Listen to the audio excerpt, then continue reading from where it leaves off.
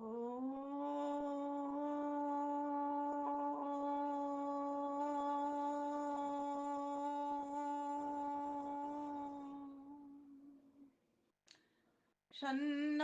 मित्रः शं वरुणः शन्नो भवत्वर्यमा शन्न इन्द्रो बृहस्पतिः शन्नो विष्णुरुक्रमः ओ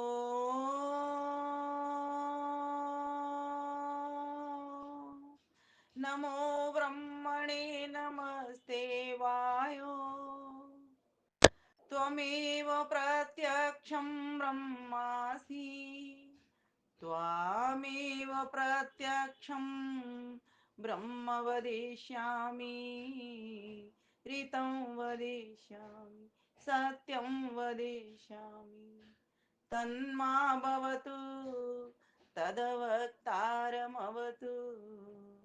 अवतु माम् अवतु वक्तारम् अवतु माम् अवतु वक्तारम् ओम शांति शांति शांति। आर्य समाज गुरुगांव से चल रहा बड़ा ही दिव्य भव्य और सभ्य सत्संग आदरणीय उर्मिल आर्या जी वास्तव में बहुत ही अच्छा कार्य कर रही हैं। और आज मैं पूरी संख्या को भी नमन करना चाहूंगी। यहाँ पर जो मुझे लोग दिखाई दे रहे हैं, अभी 98 की संख्या लिख के आ रही है और उसमें 8 और जोड़ दीजिए और मुझे लगता है एक और फिर बढ़ गया। आपकी मेहनत को नमन करती हूँ। आपके लिए एक जोरदार तालियां सभी मन से इनके लिए बजा देंगे। ऐसे अंतरजालीय कार्यक्रम को सुशोभित करने वाली हमारी बहन आदरणीय उर्मिला आर्या जी सबकी प्यारी, उनको तो नमन करती ही हूँ। साथ में जितनी भी माताएं जहां जहां से जुड़ी हैं, जितने भाई लोग जहां जहां से जुड़े हैं, देश से विदेश से प्रदेश से, सभी को मैं अपना हृदय से नमन वंदन अभिनंदन करती हूँ। बहुत ही सुंदर भजनों का रसास्वादन मैं कर रही थी आपके मुख से। आदर्श जी हों या उर्मिलारी जी हों या फिर सुदेश माता जी हों या जो भी माता जी जिन जिन ने बोले या भाइयों ने बोले होंगे, सभी के बहुत ही एक से बढ़ करके एक भजन रहे। और हो भी क्यों ना, आर्य समाज का मंच है, ऋषि की बात चल रही है और मैंने तो विषय भी जो दिया ना, जब बहन जी ने कहा कुछ विषय लिख दो, मैंने कहा अपनी समझ से लिख देना। फिर मुझे लगा कि ऋषि के लिए अगर कोई बात कही है और मैं उसको कह दूं अपनी मर्जी से, नहीं नहीं नहीं, दे देती हूँ ना ऋषिवर प्यारा। सचमुच ऋषिवर प्यारा। और अभी मैं सुन रही थी, सच में सबके भीतर से ऐसा प्यार उमड़ रहा था ऋषि के लिए। मैंने कहा आज तो मेरा दिया हुआ विषय भी सार्थक यहाँ पर हो गया। तो आइए कुछ इन बिंदुओं को छूते हुए, कुछ नई बातें, कुछ पुरानी बातें, कुछ बातों को रिवीजन करते हुए अपने, जो मेरे पास समय बचा है, 4:33 अभी हो रहे हैं, और देखती हूँ मैं कितने कम समय में अधिक से अधिक बातें आप तक पहुंचा पाऊँ, प्रयास करती हूँ।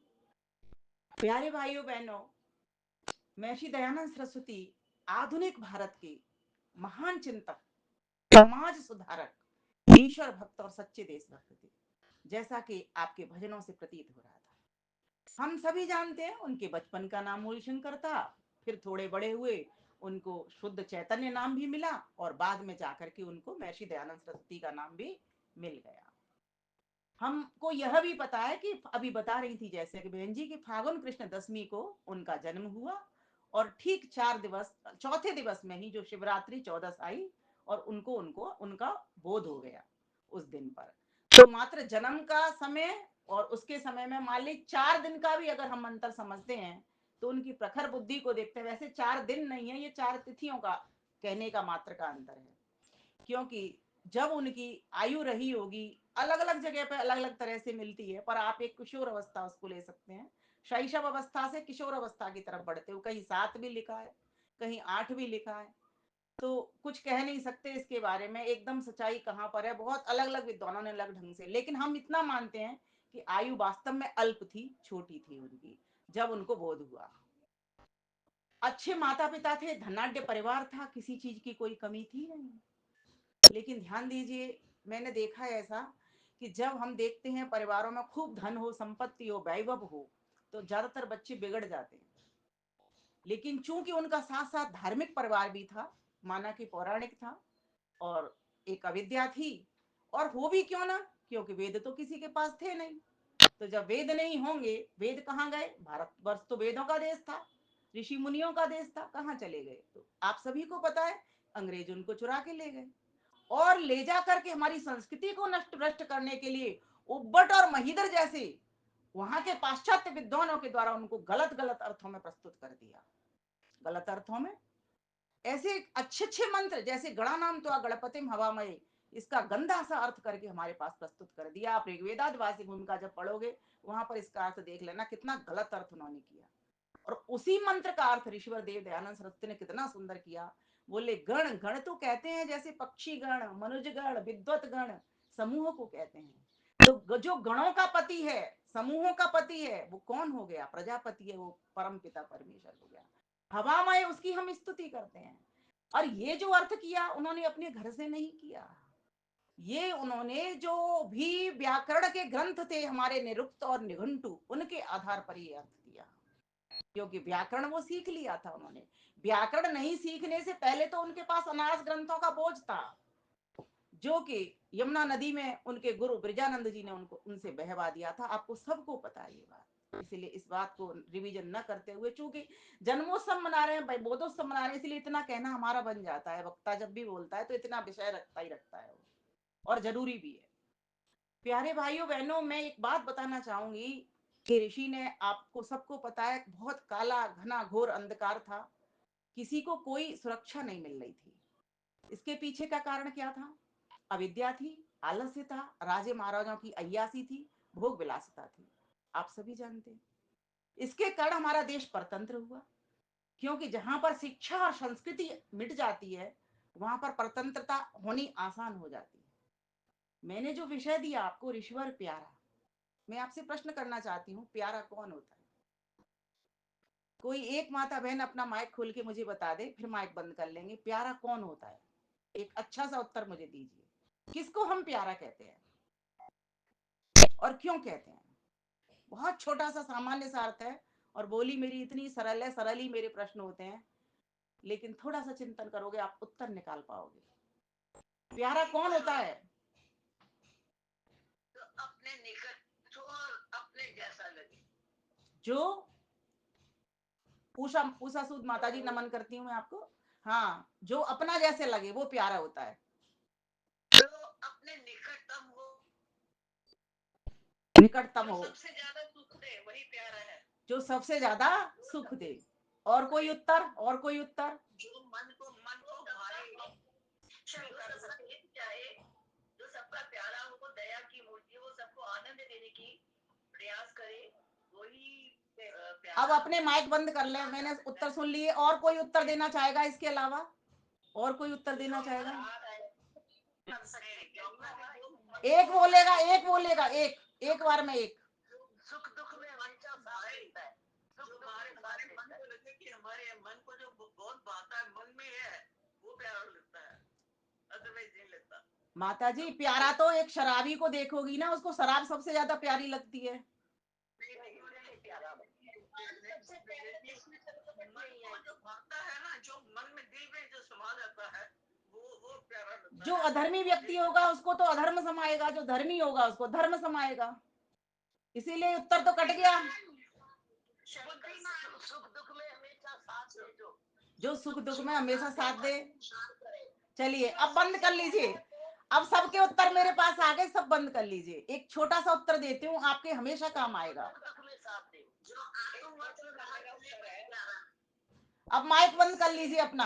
अब माइक बंद कर लीजिए सब। अब मैं आपको एक छोटा सा उत्तर देती हूँ, आपको हमेशा काम आएगा वो। तो भगवान, एक मैं भी बोल लूंगी, जो ओबीडियंट होएगा, जो सेवा करेगा, वो सबसे प्यारा लगेगा। जी जी। चलिए बस अब हो गया, बंद करते हैं अब इसको। अब मैं बोलती हूँ। जैसे मैं भी बोल दूं, हाँ बोलिए बोलिए। जिसके अंदर बेशुमार गुण हो, वो सबसे प्यारा लगता है। जी, चलिए बहुत अच्छा। मेरी सुन लीजिए। हाँ एक मेरी सुन लीजिए। हाँ जिससे मन मिल जाए, हाँ वो सबसे प्यारा लगता है। जी। बातें एक, अब अपने बच्चे अच्छे लगते हैं, मन को तो भाते ही है, सारे बच्चे जी, भाते हैं, जो सेवा करेगा वो। मेरा प्रश्न था सबसे प्यारा कौन होता है?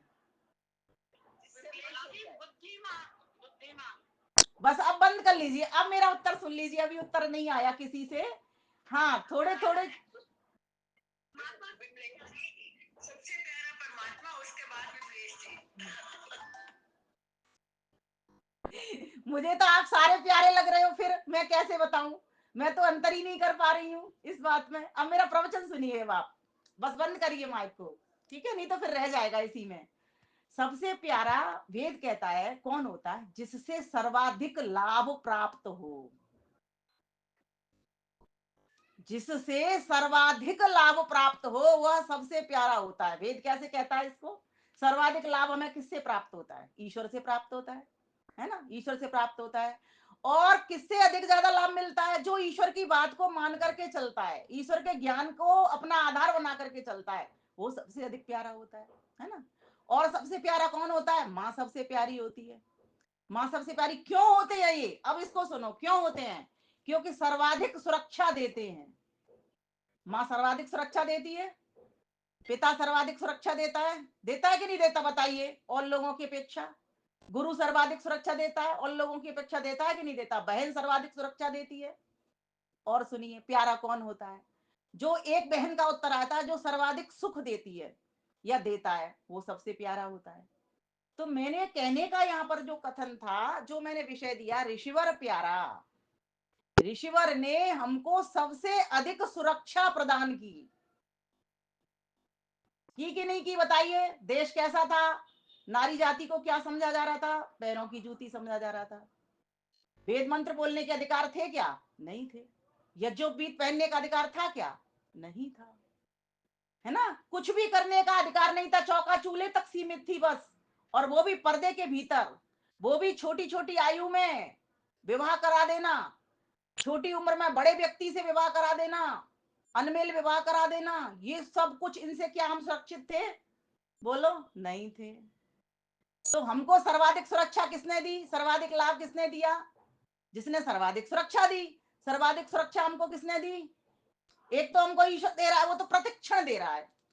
लेकिन इस कलयुग में आकर के जब हम असुरक्षित थे, है ना, हम असुरक्षित थे, हमारी पशुधन, हमारी गौ माता असुरक्षित थी, है ना, हमारे जो, जिनको सेवक वर्ग कहा जाता है, ऐसे छोटे छोटे लोग जिनको नीची जाति का कह करके तोड़ दिया जाता है, ये सब लोग असुरक्षित थे कि नहीं थे? बताइए, सब असुरक्षित थे। तो सर्वाधिक सुरक्षा किसको मिली? बीच बीच में फोन आ जाता है। ओम। सर्वाधिक सुरक्षा किसके द्वारा मिली? ऋषिवर देवदान। इसीलिए मैंने कहा था ऋषिवर प्यारा। और दूसरी बात, सर्वाधिक सुख किससे मिला? ऋषि से मिला ना। अगर ऋषि ना आते तो हमें वेद का ज्ञान होता? बोलो, नहीं होता। अगर ऋषि ना आते, है ना, तो हमको ये पुस्तकें पढ़ने के लिए मिलती, सत्यार्थ प्रकाश जैसी, जो एक एक बात सत्य अर्थ का प्रकाश करती है, हमारे जीवन को सत्य से भरती है, जिसको गुरुदत्त ने 18 बार पढ़ा, और मैं तो कम से कम 100 बार पढ़ लिया होगा, और आप लोगों ने भी कई अनेकों बार पढ़ लिया होगा। और फिर भी जितनी बार हम उसको पढ़ते हैं, कुछ नया रतन उसमें से खोज करके ले आते हैं। लाते हैं कि नहीं लाते हैं? तो सर्वाधिक सुरक्षा यहां से हमको मिल रही है, सर्वाधिक सुख जहां से हमको मिल रहा है, और सर्वाधिक शांति जहां से मिल रही है। आप बताइए, आपको ज्ञान होता है तो शांति मिलती है कि नहीं मिलती? आंतरिक मिलती है ना। और जब अज्ञान में रहते हैं तो भ्रांति होती है, तब शांति नहीं होती, तब भ्रांति होती है, व्यक्ति भटकता है। भटकता है कि नहीं भटकता? इसलिए मैं एक सूत्र बुलवाया करती हूँ सबसे, अंधेरे में ठोकर है। बोलो आप भी मन मन में, अंधेरे में ठोकर है, प्रकाश में ठाकुर है। ऋषिवर देव दयानंद सरस्वती को पता था कि कोई भी व्यक्ति यहाँ पर सुरक्षित नहीं है, कोई भी व्यक्ति यहाँ पर सुखी नहीं है, किसी भी व्यक्ति के जीवन में शांति नहीं है। इसलिए ऋषिवर देव दयानंद सरस्वती को ये कार्य करना पड़ा। क्यों नहीं है? तो कारण के निवारण के लिए उस कारण पर वो गए। किसी भी कारण को जानेंगे तभी ना, जब व्यक्ति उस कार्य को देखेगा कि यहाँ पर हो क्या रहा है, तो उसका निवारण सोचेगा, है ना, कि किस तरह से इसका निवारण किया जाए। तो उन्होंने यही निवारण किया। जब देख रहे हैं कि कोई भी यहाँ पर सुरक्षित नहीं है, कहीं भी कोई सुख दिखाई नहीं दे रहा, कहीं भी शांति दिखाई नहीं दे रही है, तो कोई तो इसके पीछे कारण है। तो कारण खोजा, बोले यहाँ पर वेद नहीं है, इसीलिए यहाँ पर वेदना। जहां वेदना वहीं वेदना, ये चीज थी वो, इसीलिए ऋषिवर प्यारा है हमको। हम और किसी के तो गीत नहीं गा रहे। क्यों नहीं गा रहे? हमें इतना अधिक लाभ, जितना अधिक लाभ चाहे पुस्तकों के माध्यम से हो, चाहे उनके व्यक्तित्व के माध्यम से हो, चाहे उनके व्याख्यानों के माध्यम से हो, है ना, चाहे उनके स्वयं के रहन सहन के माध्यम से हो, किसी भी माध्यम को आप उठा लेना और किसी भी क्षेत्र को उठा लेना, जितना अधिक लाभ हमको ऋषिवर देव दयानंद सरस्वती ने पहुंचाया है, मैं ऐसा मानती हूं कि ऐसा कलयुग में कोई आज तक ऐसा व्यक्ति नहीं हुआ इतना अधिक लाभ जिसने पहुंचाया हो। इसीलिए ऋषिवर प्यारा है। एक भी दुख किसी को नहीं रहे, किसी भी आश्रम वासी को एक भी दुख नहीं मिले, किसी भी वर्ण को एक भी दुख नहीं मिले।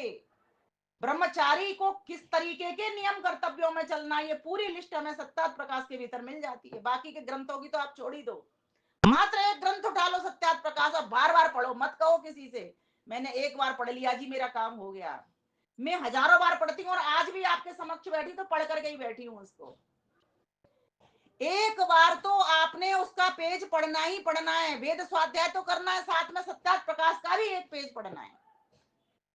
भ्रांति थी चारों तरफ, बहुदेवतावाद में फंसे हुए थे लोग, अद्वैतवाद में फंसे हुए थे लोग, किसी को सच्चे ईश्वर का ज्ञान नहीं था। अलग अलग नामों के हिसाब से, क्योंकि ईश्वर एक नाम अनेक, अनेक अनेक नामों के हिसाब से उन्होंने अलग अलग देवता बना रखे थे। बोले ये ब्रह्मा जी का मंदिर है, ये विष्णु जी का मंदिर है, ये महेश जी का मंदिर है, ये देवी मैया का मंदिर है, ये लक्ष्मी जी का मंदिर है, ये दुर्गा जी का मंदिर है, ये सरस्वती जी का मंदिर है, ये गणेश जी का मंदिर है, ये उनका मंदिर है, ये फला का मंदिर है, ये फला का मंदिर है। एक एक अंग को, ईश्वर के एक एक अंग को पकड़ करके एक नामवाची अंग, नामवाची अंग कहते हूं मैं इसको, क्योंकि नामों के आधार पर बनाए हैं। लेकिन कोई समझदार व्यक्ति वहां नहीं था। ऐसे में एक समझ लेकर के आना, ये ऋषिवर देव दयानंद सरस्वती को श्रेय जाता है। एक ऐसी समझ लेकर के आना कि अगर हमें सच्चा ज्ञान अगर हो सकता है वो वेद के द्वारा हो सकता है। और वेद जब हमारे पास है नहीं तो उन्होंने दो बंदों को तैयार करके जर्मन से वेद मंगाए और वेदों के स्वयं भाष्य किए। अब बताइए, स्वयं भाष्य जब व्यक्ति करेगा तो कितना व्याकरण का जानकार होगा वो। एक तो भाष्य उन लोगों ने किया, विदेशी पाश्चात्य विद्वानों ने किए, गलत अर्थ कर दिए, क्योंकि उनकी मानसिकता खराब थी, उनकी मंशा गलत थी कि इनकी भारतीयों की, जो आज भारतीय ऊंचे हैं और हमेशा ये उठ खड़े हो जाते हैं, चाहे हम इनका कितना भी पतन कर लें, ये अपनी शिक्षा के कारण खड़े हो जाते हैं, तो क्यों नहीं इनकी शिक्षा विद्या को खत्म कर दिया जाए। और गलत गलत अर्थ करके परोस दिए। और एक विद्वान ऐसा आया, विद्वानों का विद्वान, महाविद्वान ऋषि योगी, कि जिसने कि वेदों का ऐसा भाष्य किया कि उन भाष्य को कोई पलट ही नहीं सकता, इतना सुंदर भाष्य किया है। एक एक मंत्र के, एक एक मन के को उठा करके आप देखिए। इसीलिए ऋषिवर प्यारा है। प्यारा ऋषिवर प्यारा, न्यारा ऋषिवर न्यारा। वास्तव में उसमें विशेषताएं अलग हैं, हम सबसे अलग हैं। वो ऋषियों में भी ऋषि, योगियों में भी योगी, संतों में भी संत, गुरुओं में भी गुरु, किसी को भी आप उठा लो, मुझे एक नाम बोल दीजिए। ब्रह्मचारियों में भी ब्रह्मचारी, किसी भी क्षेत्र के किसी भी विद्वान को ले आना, किसी भी गुरु को लेकर के आ जाना, कुछ अनूठी प्रतिभा, कुछ अनूठे विलक्षण तत्व उस योगी के भीतर दिखाई पड़ते हैं। वो चाहते थे समाज सुखी हो, परिवार सुखी हो, बच्चा बच्चा सुखी हो, मेरी बहन बेटियां सुखी हो, मेरे पुरुष भाई सुखी हो, मेरा गौधन पशुधन मेरा सुखी हो, हर कोई सुखी हो, हर जगह पर शांति हो, चारों ओर से शांति आए। इसके लिए उन्होंने क्या कहा, कौन से, किसी को पता है उनका नारा क्या नारा था उनका और क्या उद्घोष था? एक बार मैं फिर प्रश्न पूछना चाहूंगी, मैं रटाना चाहती हूँ आप सभी को। उनका नारा क्या था, उद्घोष क्या था? कंफ्यूजन में मत आना। एक कोई माइक खोलेंगे हाथ ऊपर करके, मुझे नारा, पहले नारा बताएंगे फिर उद्घोष बताएंगे, दोनों चीज बता देंगे मुझे। एक जना दो चीज बताएगा एक साथ।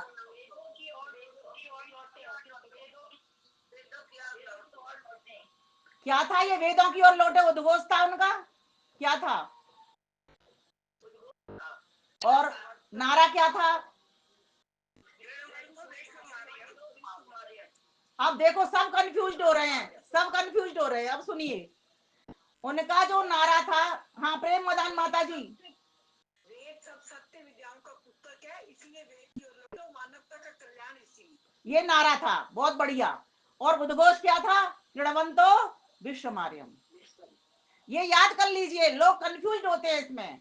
नारा जैसे बोलते हैं ना, जय जवान जय किसान बोलते हैं ना नारा, ऐसे ही क्या था? वेदों की ओर लौटो, ये नारा था। और उद्घोष, घोषणा क्या थी? जैसे शंख बजाते हैं ना, क्रीडवंतो विश्वमार्यम, ये उनका उद्घोष था। क्या आपको पता है गुरुवर विरजानंद उनको कौन से दो ऐसे विशेष नामों से पुकारते थे? कोई दो विशेष नाम ऐसे बताइए जिनसे उन्हें पुकारते थे। कोई भी हाथ ऊपर कर सकते हैं। मदान माता जी अभी थोड़ा सा आप रुकेंगी, कृष्णा माता जी थोड़ा सा रुकेंगी।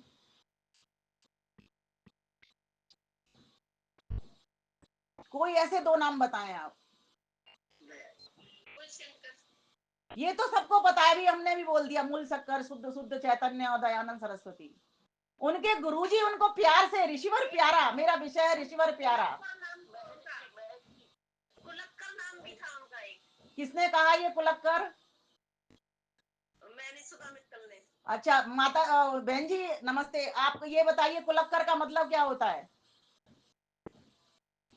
मुझे नहीं पता, पर मुझे इतना याद है कि उनका एक नाम था ये। नाम सही है, आपने सही बताया। अच्छा, और कोई बता सकता है एक और नाम क्या था? चलिए कोई नहीं। अब प्रेम मदान माता जी क्या आप बताएंगे? कृष्णा माता जी क्या आप बताएंगे? कोई बताएं तो बता दो, फिर नहीं तो मैं बताती हूँ आपको। नहीं मालूम, दूसरा नहीं मालूम। मैं बताती हूँ। गुरु बिरजानंद उनको प्यार से काल जिह्व कहा करते थे। काल जिह्व, काल जिह्व, जिह्व मतलब जिह्वा। तो ये नाम उनको दिया था। एक नाम दिया था उनको कुलक्कर, जो कि अभी सुधा बहन जी ने बताया था। काल जिह्व इसीलिए कहते थे, जिह्वा पर ऐसा सत्य जिसको काल भी ना बीन सके, ऐसा सत्य जिसको काल भी ना बीन सके। जैसे राम जी का समय था ना, तो ऐसा वचन बोलना कि जो मुख से निकलना है वही बात कहनी और उसी को करना। उसमें कोई भी डगमगाहट नहीं है, कोई उसमें रुकावट नहीं है, कोई बदलना नहीं है, परिवर्तन नहीं है। जैसा कहा वैसा की वैसा ही करना और उसी बात पर ही दृढ़ बने रहना। ये है काल जिह्व का अर्थ। और कुलक्कर का भी अर्थ बता देती हूँ। कुलक्कर कहते हैं खूंटे को। जैसे खूंटे के ऊपर गाय को बांध देते हैं ना, तो खूंटा क्या करता है? उसको, गाय को स्थिर कर लेता है ना। तो ऋषि दयानंद का जो जीवन था वो ऐसा ही खूंटे की तरह कह दिया, तुम्हारा जीवन जो मैं चाहता हूं वो खूंटे की तरह अविचल रहना चाहिए, स्थिर रहना चाहिए, डगमगाहट नहीं होनी चाहिए, उसे जगमगाहट होनी चाहिए। तो कहा कि हर कार्य को जब तुम ठान लो तो उसको स्थिरता के साथ में करो, स्थिर हो जाओ, उसके पीछे लग पड़ो, टूट पड़ो, दृढ़ प्रतिज्ञ हो जाओ। ये होता है कुलक्कर का अर्थ। तो ये जो दो नाम विशेष दिए, ये वास्तव में उनके जीवन में परिवर्तन लेकर के आए। इसीलिए मैं सबसे कहती हूँ, जब नामकरण संस्कार कराने जाती हूँ, नामों का बहुत बड़ा विशेष महत्व होता है। आदमी 10 बार सोचता है, सगे संबंधी या नए लोग मिलते हैं, वे पूछते हैं तुम्हारा नाम क्या है? नाम बताता है बालक, उससे अर्थ पूछो, मम्मी की ओर मुख करता है, पापा की ओर मुख करता है, उसको नहीं पता होता अपनी मीनिंग, है ना। और आजकल तो बच्चों के ऐसे इंग्लिश वाले नाम भी रख देते हैं। ये तो चलो अपना आर्य समाज का मंच है, तो वैदिक नाम, यहाँ तो संस्कृत के नाम अच्छे बढ़िया नाम रखे जाते हैं, हिंदी के नाम रखे जाते हैं। लेकिन नाम भी ऐसे सार्थक हों जो किसी विशेष अर्थ को देने वाले हों, जिससे कि हमारे जीवन में परिवर्तन हो जाए। तो गुरुवर विरजानंद ने उनको एक औषधि ये भी दे दी कि नामों का, इसीलिए उन्होंने सत्यार्थ प्रकाश में नाम का भी जिक्र कर दिया। उन्होंने जो नामकरण संस्कार दिया वहां पर नाम पर विशेष बल दिया है। कितने अक्षर का नाम हो स्त्री का, कितने अक्षर का पुरुष का नाम हो। गंगा मत रखो, यमुना मत रखो, नहीं तो भ्रांति हो जाएगी। वृक्ष पर के नाम मत रखो, नहीं तो भ्रांति हो जाएगी। व्यक्ति कह क्या रहा है, किसको पुकार रहा है? होते हैं ना नाम, गंगा देवी, यमुना देवी। ऋषि दयानंद ने इस पर भी बात कर दी। इसलिए प्यारे भाइयों बहनों, काल जिह्व काल कुलक्कर नाम से उनका जीवन वैसा ही हो गया जैसे उनको गुरु ने उनको पुकारा। आगे चलते हैं। ऋषिवर देव दयानंद सरस्वती का पूरा की पूरा व्यक्तित्व उनके कृतित्व से सिद्ध होता है। और किसी का भी, हमारा भी व्यक्तित्व हमारे कृतित्व से ही तो सिद्ध होगा। जैसा हम करेंगे वैसे हम व्यक्तित्व वाले हो जाएंगे। अच्छा करेंगे हमारा अच्छा व्यक्तित्व हो जाएगा, बुरा करेंगे बुरा व्यक्तित्व हो जाएगा। उनके पग पग पर कितने कांटे उनको मिले, सोचो। घर से जब निकल जा, घर तक तो सही थे, क्योंकि घर में किसी चीज की कोई कमी नहीं थी और कोई जरूरत उनको थी नहीं ऐसी कि एक्स्ट्रा उनको मांग हो या कोई डिमांड हो।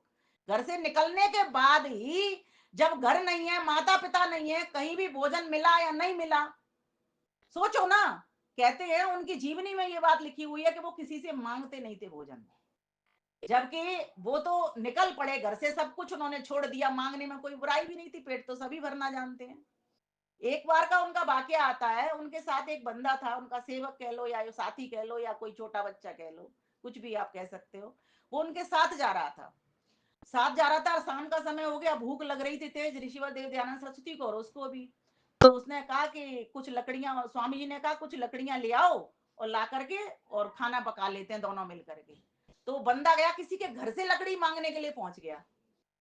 दयानंद जी को बड़ी गुस्सा आई, नहीं, लकड़ी मांगनी नहीं है, हम यहाँ जंगल से होके गुजर रहे हैं, हमें लकड़ी उठानी है, यहाँ से जो समिधा टूटी गिरी हुई है उनसे हमको चूल्हा जलाना है, उनसे हमको खाना पकाना है। सोचो, उसने लकड़ी मांग के तो कोई गुनाह नहीं किया, हमारी भाषा में तो माता जी कोई गुनाह किया क्या, मदान माता जी कोई गुनाह नहीं किया, लकड़ी मांग रहा है वो, कोई ऐसी सोना चांदी तो मांग नहीं रहा, लेकिन फिर भी वो कह रहे हैं नहीं, जब हाथों में बल दिया है प्रभु ने तो मांगना किस लिए। हम निकल रहे हैं जंगल से, जंगल पेड़ इतने खड़े और नहीं भी निकले तो हम जाएंगे, परिश्रम करेंगे, लाएंगे। जो व्यक्ति जिनके पास है लकड़ी, उन्होंने भी तो श्रम किया ही होगा, इसीलिए हम भी ये काम करें। तो इस पर भी उनका बहुत जोर था, अपना काम स्वयं हमको करना चाहिए। भ्रांतियां भी उन्होंने बहुत मिटाई, क्योंकि उनको पता था, ऋषिवर इसलिए तो प्यारा है कि भ्रांति मिटा रहे हैं वो जगह जगह से। एक बार की बात है, जब नर्मदा नदी के बारे में किसी ने उनको कहा कि नर्मदा नदी का, जहां से उत्पत्ति नर्मदा नदी की हो रही है, वहां पर कुछ योगी साधु इतने अच्छे रहते हैं जिनको ईश्वर का साक्षात्कार होता है, इतने अच्छे योगी साधु रहते हैं। तो भाई ऋषि दयानंद को तो गुरु चाहिए, क्योंकि वो तो चाह रहे हैं कि मुझे ईश्वर को प्राप्त करना है, सत्य को प्राप्त करना है, जो सच्चा ईश्वर उसको प्राप्त करना है। तो वो तो निकल पड़े नंगे पैर। और जिस व्यक्ति ने जब घर ही छोड़ दिया तो अब तो कैसे भी निकलेगा, धूप पड़े, वर्षा हो, आंधी हो, तूफान हो, कुछ भी हो, वो तो चलता ही रहेगा। चलते गए, कहते हैं शाम का वक्त हो गया, एक घर से कोई आवाज आने लगी, शोरगुल सा उनको दिखाई दिया, भूख भी तेज लग रही थी, और सोचा कि यहां पर विश्राम कर लिया जाए। कहते हैं दो बंदे निकल करके आते हैं स्वामी जी के पास में, और स्वामी जी से कहते हैं आप यहाँ से कैसे निकल रहे हो, आप हो कौन और कहाँ जा रहे हो, आपकी मंजिल क्या है।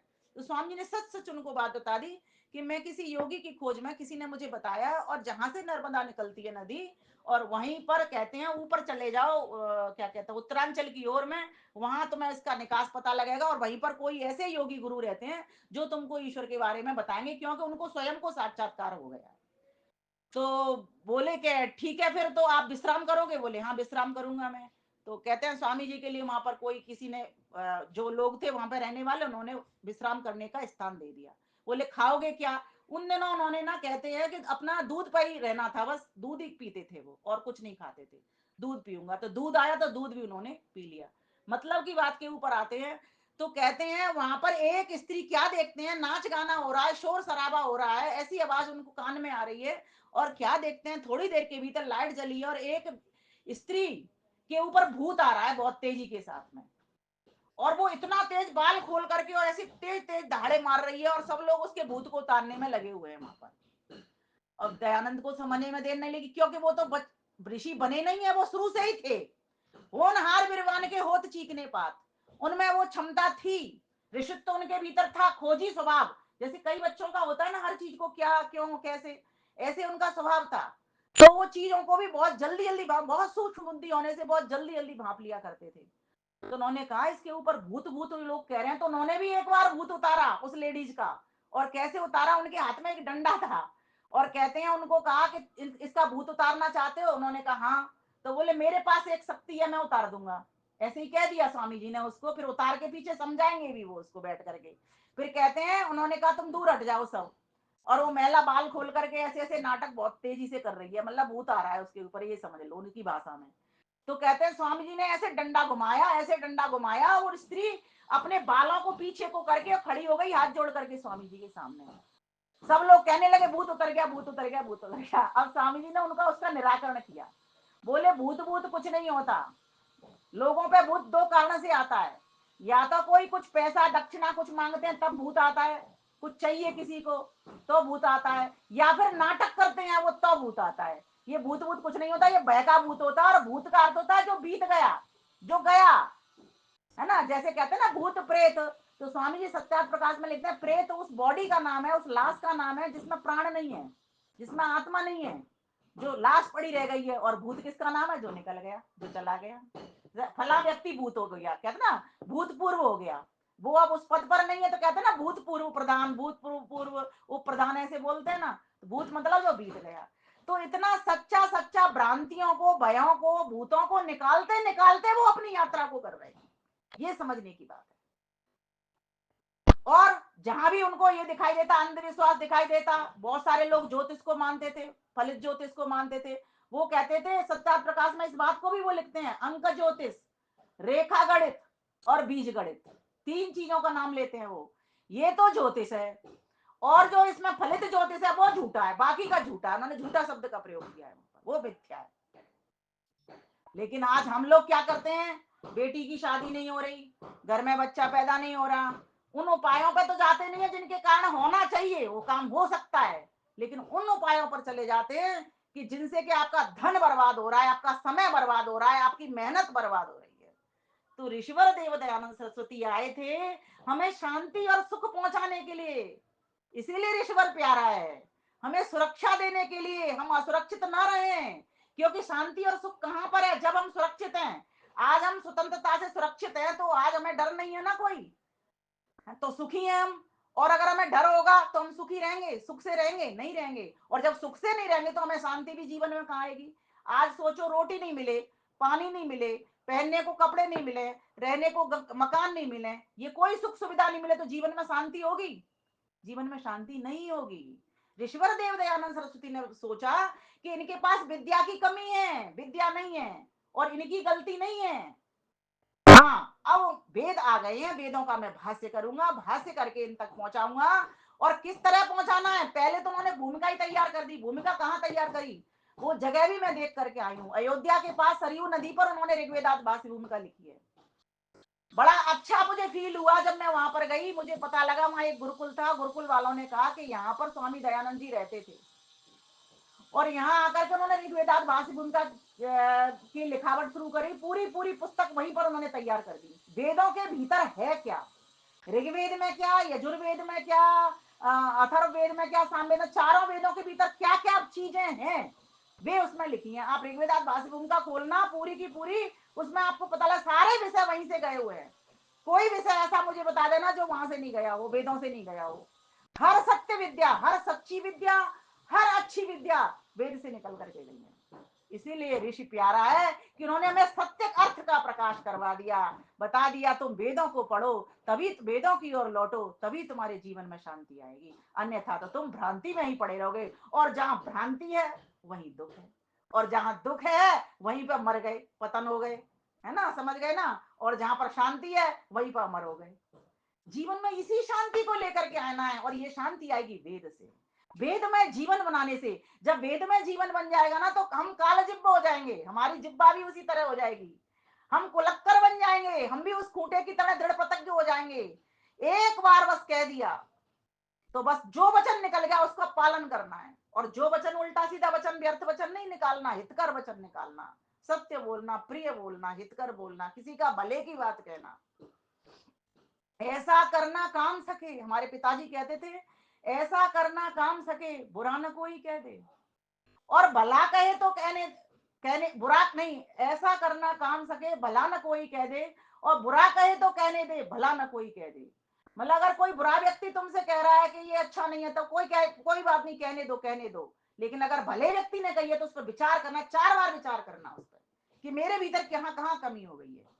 स्वामी दयानंद सरस्वती ने हर जगह से सुधार किया है। क्या आप समझते हो गुरु दयानंद बिरजानंद के पास आकर के जीवन में सुधार आया? उससे पहले सुधार नहीं आया।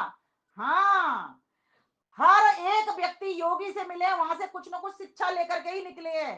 किसी ने कह दिया तुमने इतनी अंगूठी पहनी है, अभी अंगूठों का मोह नहीं गया, फौरन अंगूठी उतार दी। सही बात है, जब परिवार से मोह तोड़ दिया, सब चीज से तोड़ दिया, तुमने ये अंगूठी क्यों धारण किया? अंगूठियां तोड़ दी। एक माता बहन ने कह दिया तुमने वस्त्र धारण नहीं किया, अच्छा नहीं लगता, हम आपकी ओर नजर भी नहीं मिला सकते, हमें खराब लगता है, वस्त्र धारण कर लिए। हमें किसी, हम छोटे बड़े कुछ नहीं होते, हम छोटे ही हैं, छोटे ही रहेंगे, लेकिन छोटे बनना, लेकिन खोटे कभी मत बनना। हमारे भीतर से ये सारे खोट निकल जाए, इसीलिए ऋषिवर को एक प्यारा मंत्र था, इसीलिए ऋषिवर प्यारा है। विश्वानि देव सवितर दुरितानि परासुव यद भद्रम तन्नासुव, इसीलिए ऋषिवर प्यारा है। एक भी दुरित नहीं बचना चाहिए, एक भी दुरित बच गया तो हजारों दुरितों को लेकर के आ जाएगा, दुख को, दुर्गुणों को, दुर्व्यसनों को लेकर के आ जाएगा। इसलिए एक भद्र लाओगे तो जो ऐसी चीज तुम एक लेते हो उसके पीछे अनेक चली आती है। इसलिए प्यारे भाइयों बहनों, ये बहुत समझने का विषय है और समय तो बहुत तेजी के साथ में भाग रहा है, बिंदु बहुत ज्यादा है कि ऋषिवर हमको क्यों प्यारा है। ऋषिवर इसीलिए प्यारा है कि उन्होंने हमारी शांति के सूत्र दिए, ऋषिवर इसीलिए प्यारा है उसने सुरक्षा के सूत्र दिए, ऋषिवर इसीलिए प्यारा है कि हमारे अज्ञान को दूर किया, ऋषिवर इसीलिए प्यारा है हमको ज्ञान के आलोक में जगमगाया, ऋषिवर इसीलिए प्यारा है कि 10 नियम बना करके, जैसा उर्मिल बहन जी कह रही थी, ऐसे दीवाने थे, 5 नियम आगे टांग लिए, 5 नियम पीछे टांग लिए। क्या हम अपने बच्चों को फैंसी ड्रेस कंपटीशन इस तरह की करवा सकते हैं? एक बार करवा के देखना, सर्वाधिक नंबर लेके आएगा बच्चा आपका, मैं सच बता रही हूँ। क्योंकि उन नियमों में, वो नियम सिर्फ भारत वालों के लिए नहीं है, जैसे वेद का ज्ञान भारत वालों के लिए नहीं, विश्ववारा संस्कृति है, ऐसे ही वो जो 10 की 10 नियम है वो वेद से ही निकले हुए 10 नियम है।